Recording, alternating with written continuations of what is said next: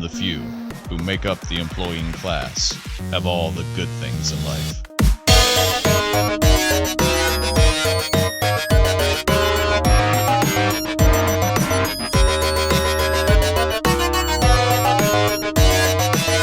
And when he had completed these calculations, he announced to the astronomical world, "Turn your telescopes to a certain spot in the heavens, and at a certain minute of a certain night, you will find a new planet of a certain size.